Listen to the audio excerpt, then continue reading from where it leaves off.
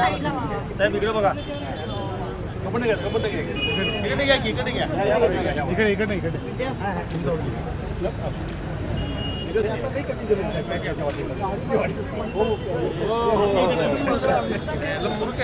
तलाट्यान एकाच नावच्या 3 व्यक्ती त्याच्यामुळं सगळी एकाच्या हरिलक्ष्मण पाटला या नाव चढवली. त्याच्यामुळं क्षेत्र जास्त झाल्यावर यांनी ज्यात घेतलं ते कमी आदेश होऊन सुद्धा यांनी काय त्याची अंमलबजावणी केली नाही. 25 वर्ष आली आम्ही हिंडताव. तुमची जमीन किती जायला पाहिजे होती आणि किती घेतली? 93 गुंठ जायब होती, ती हिनी 4 एकर घेतली. आणि आता काय म्हणतात? आता ते पुण्याला जाऊन करा, हे करा, ते करा असं म्हणाल्यात. किती वर्ष झाले बांधताय? 25 वर्ष झाली. 25 वर्ष झाली. होय. हे फक्त काय नावं समान असल्यामुळे गोळ झाला? हां, गोळ झाला आहे. त्यांनीच दुरुस्ती करायला पाहिजे. होय, त्यांनी दुरुस्तीच करावी पाहिजे. त्यांची चुका झाल्यामुळे तिन्हीच दुरुस्ती करावी का कोणा शेतकरी करणार आहे? तिन्हीच करावी दुरुस्ती, तर ते करायला तयार नाहीत. आता तुम्ही काय म्हणताय? हे आमचं काय दुरुस्त करावी, हे आमची शेतकऱ्याची नागरी झडती घेऊन ये असं आमचं मत आहे. नाव सांगा तुमचं. बाळूहरी पाटील. भूसंपादन नियम हा सांगतो की 4 एकराच्या क्षेत्र 4 एकराच्या वर जी जमीन होईल क्षेत्रामध्ये शासनानं आखलेल्या, ती जमीन शासनाच्या वरील लोकांच्या पुनर्वसनासाठी देण्याची आहे. यासाठी शासन जी आर केला होता. या प्रकरणात असं झालं की एक हरिलक्ष्मण पाटील या नावाच्या गावामध्ये 3 व्यक्ती आहेत. त्यातल्या एकाच व्यक्तीच्या हरिलक्ष्मण पाटील श्रावण या एकाच व्यक्तीच्या नावावर पूर्ण जमीन चढली. तिघांची राहिलेल्या त्या दोघांची या एका व्यक्तीवर तिघांची जमीन पूर्ण चढल्यामुळं स्लॅब वाढला.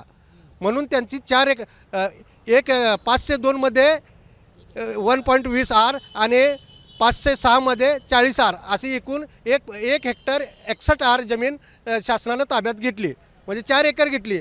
मग नंतर हे शासनाच्या निदर्शनास आणून दिलं की बाबा ह्या इतर लोकांची ही जमीन आहे.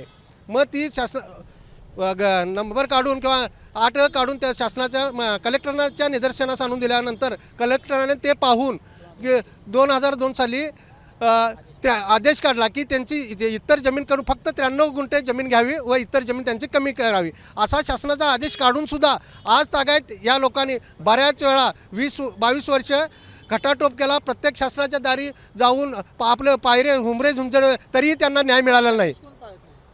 हे आदेश म्हणजे ज्या डिपार्टमेंटने आदेश काढला त्या डिपार्टमेंटनेच आदेश घातला पाहिजे होता, पण हे महसूल खात्यानंच हे केलं पाहिजे. काय शेतकऱ्याला काय माहिती आहे यातलं घालायचं काय? उत्तम भाऊराव पाटील. माझ्या कागल विधानसभा मतदारसंघातील बेलेवाडी काळंबा हे गाव आहे आणि या गावामध्ये चिकोत्रा प्रकल्प आहे, त्याच्या जमिनी संपादित झालेल्या होत्या.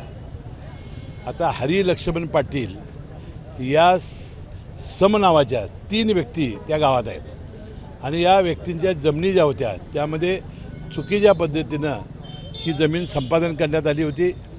आणि एकदा संपादन केलेली जमीन ही काढण्याचे अधिकार हे आयुक्तांना आहेत असं कलेक्टरचं, जिल्हाधिकाऱ्यांचं आणि पुनर्वसन अधिकाऱ्यांचं मत होतं. त्यामुळे अनेक वर्ष हे प्रकरण रखडलेलं होतं. आता हे तिघे भाऊ अनेक दिवस इथं धरणे धरून आंदोलन केलेलं होतं.